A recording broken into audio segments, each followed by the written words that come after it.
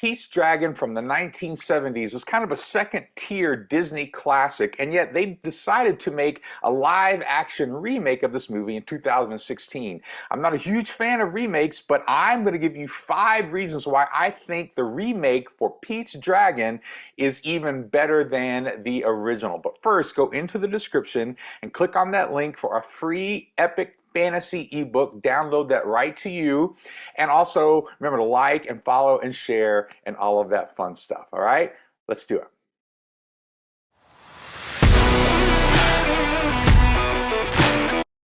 Welcome back to Great Stories Change the World. This is the YouTube channel where a science fiction fantasy author, that's me, goes over different movies, TV shows. I give you original stories, do all sorts of things associated with fantasy, science fiction, and trying to focus on what makes a great story, because I do believe that great stories change the world. And today I'm going to be going over Pete's Dragon that came out in 2016.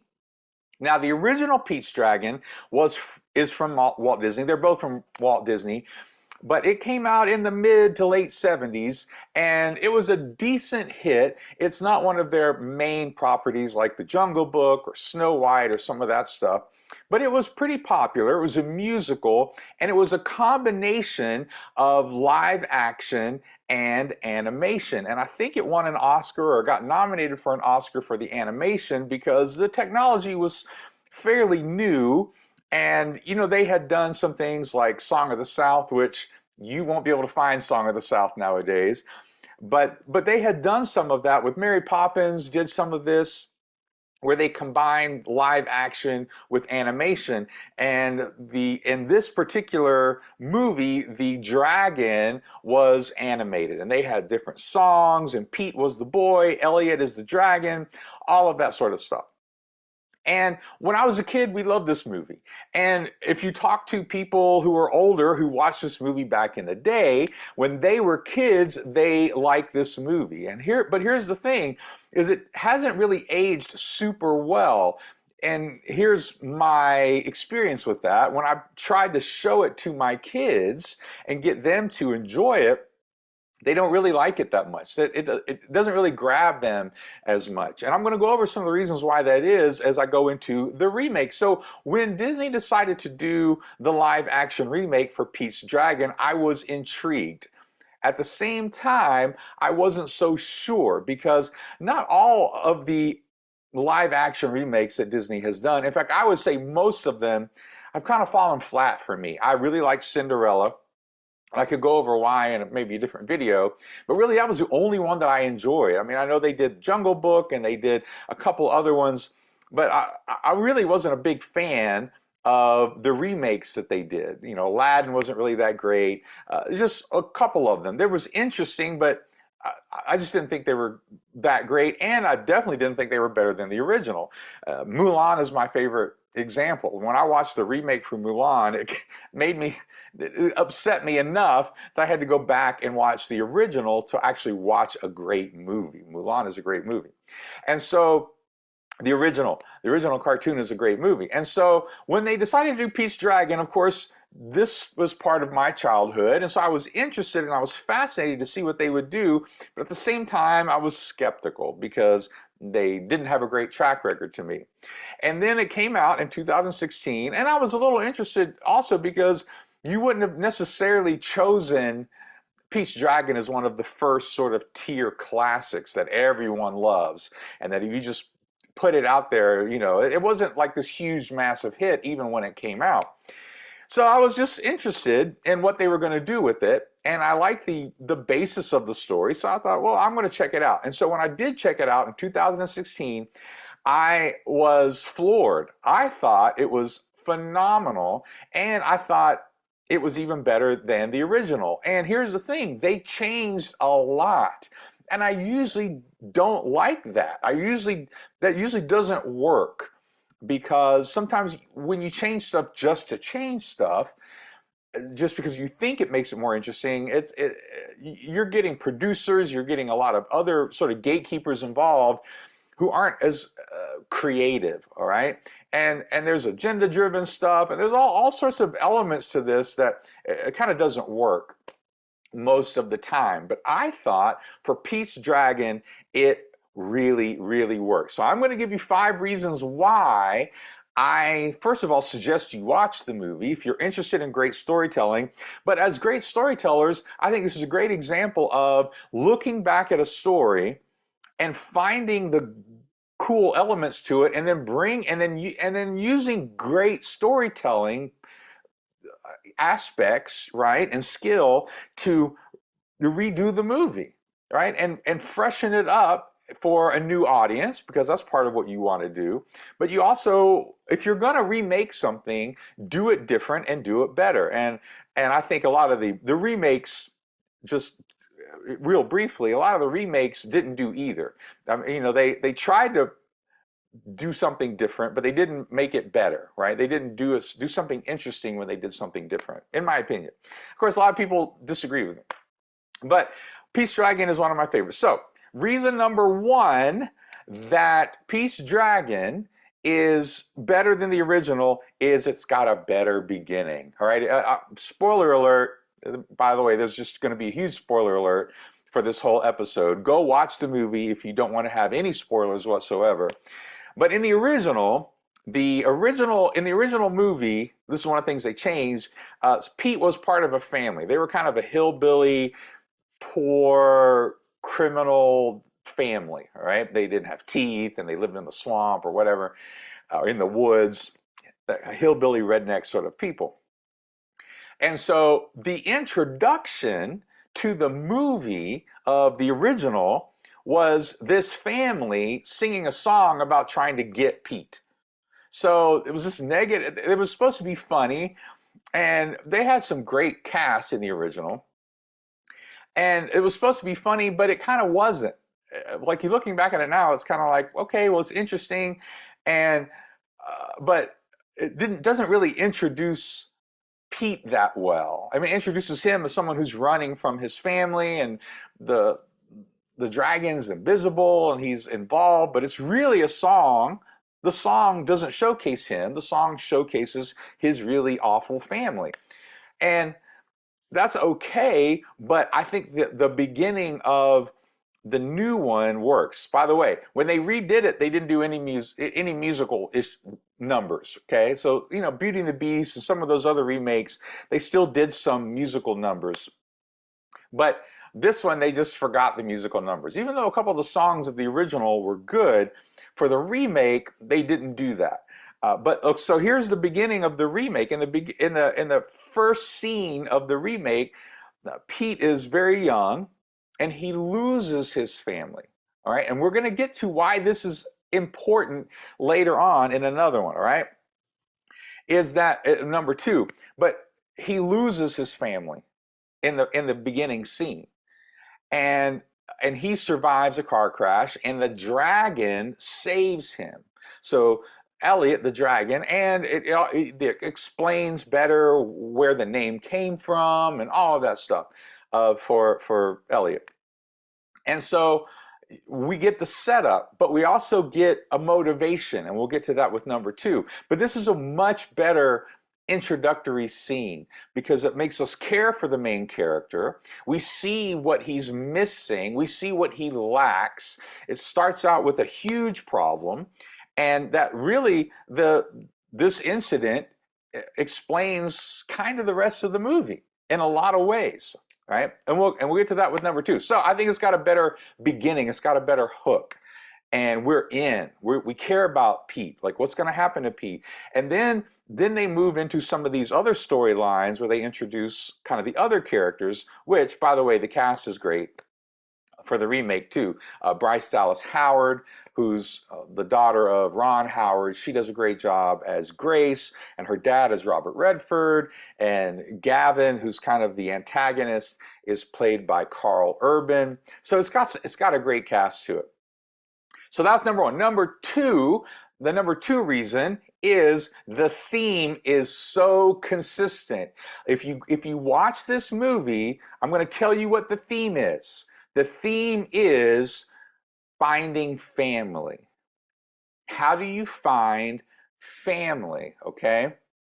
And so, even with the antagonist, he's the brother of Bryce Dallas Howard, Grace's boyfriend, right? Live-in boyfriend, husband sort of person. And they have a daughter, and I think his name's Natalie, and she becomes friends with Pete when they sort of get involved. So Pete and Elliot kind of form this makeshift family. So instead of him being a part of a bad family, he just doesn't have one.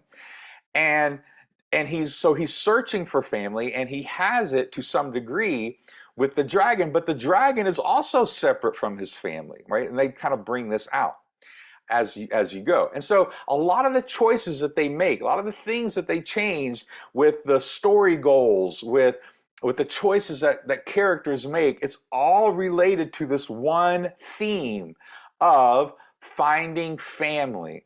And how do you find family? And I'm not going to give everything away, but if you watch this movie, it's really important that you take the time to notice how this theme is consistent. In the original, it kind of was the same thing, but he kind of had to reject the other family, and it wasn't as clear in the beginning about certain things. And I just think they did a much better job with the theme, and they really kept it very consistent. Okay, and so number three, so the third reason is the world building. I thought the world building and the mythology of the remake was way better. They go into some of the background of Elliot and the dragon, you know, all that stuff in the original, but really how they met, and how the dragon kind of shows up, and he's like a magical creature, and and if it's just for kids, then that's fine. But a great movie isn't just for kids, even a great kids movie. So we'll get to that in the number four.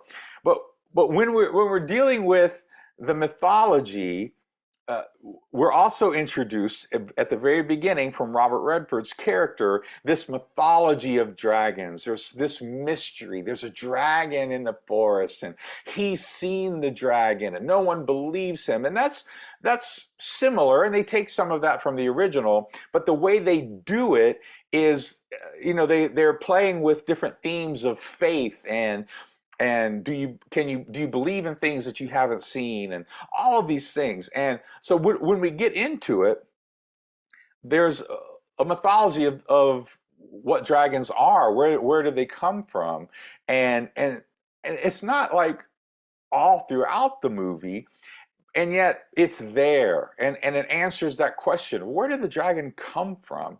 And so I just love that part. I love the part of the mythology and the world building that they added, because I am a fantasy guy, and when you watch the original, you do have that question: like, well, are there other dragons? Is this just like some magical thing that just happens to Pete, or are there, right? You have a lot of questions, and when you're a kid, it's okay, but for an older, more mature audience, as even kids are nowadays, you need to sort of answer some of those questions. And they did a great job with it. Simple, but they did a great job with it. That leads me to number four. My fourth reason is that it is for kids and adults. All right. Right now, this is also on Disney Plus, and you can see both Pete's Dragon movies on Disney Plus right now, by the way.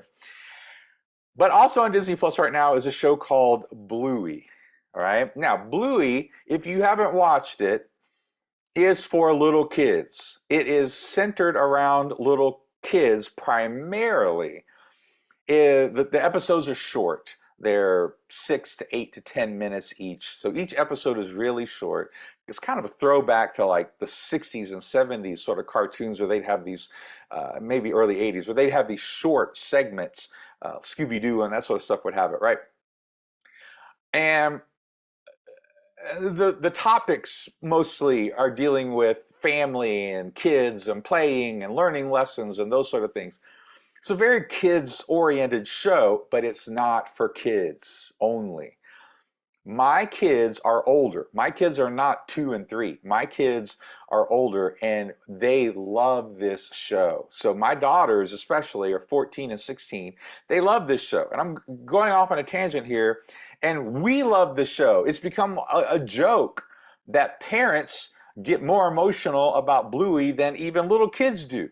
Like, it's for parents as much as it is for kids. And this is the most successful kids shows, the best kids shows are not just for kids. They are also for adults. And this is a great example of a movie that is appropriate for kids, but and my daughters love this show even when it came out, the Peach Dragon remake. They love the Peach Dragon remake, and we sat and watched it the other night, which was what gave me an idea for this episode, because I was like, man, I want to go back to this. And me as the parent, I'm not thinking I want to show a movie to my kids that they'll like, but I'll just have to endure it. That's just silly or whatever. But I want to watch this movie, and my kids like this movie, and we are going to enjoy it together. And because we all like it. It's universal. These issues, these themes are universal. And so the way they write it is not just for kids. It's definitely kid friendly, PG or whatever it is, but it's not just for kids. Adults love this movie too. So that's number 4. Finally, lastly, number 5 is the pacing. And the pacing of this movie, I think, really works. You know, so when we talk about pacing, you want to talk about how the movie doesn't really slow down. The original Peach Dragon, because it was made for kids and kids from the 70s, believe me, I look back on some of the stuff that I used to love from the 60s and 70s and 80s, because, you know, I watched a lot of stuff on reruns that were from the 60s. When I look back at that stuff, man, it's not great. Like, it's so formulaic, and it's hard to even pay attention to it nowadays. And because even for kids, the idea of story has really evolved and matured, right? So kids have higher standards of what makes a great story, and it needs better pacing, and it needs better story, and it needs better cause and effect, and all of that stuff. And so this movie does that. This movie is made for modern audiences who have a much more mature sort of expectation about what they want out of a story. And so again, if you're looking at it from a storytelling standpoint, look at cause, effect, the time that it takes between scenes. It doesn't slow down a whole lot. And you still get the stuff that you need, although it's not a really fast-paced story, but you still get the stuff that you need out of it, right? So those are my 5 reasons. Now, if you have seen this movie, you let me know. Go to the comments and let me know, man, I think you're full of it. You know, maybe you like the original better because you like the songs. And the original had like Mickey Rooney in it, and man, it just had a lot of great stars in it. The original did too. But when we're dealing with the new one, I like it better, but maybe you like the original better. You can give me some reasons why, or do you agree? Or maybe there's other reasons why you like the remake better, okay?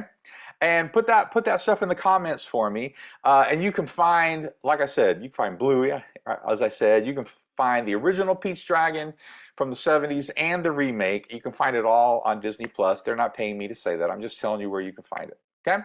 So remember to like and follow and share and all of that fun stuff so we can get this content out to more people. It really helps the channel, and I really appreciate that. So until next time, peace.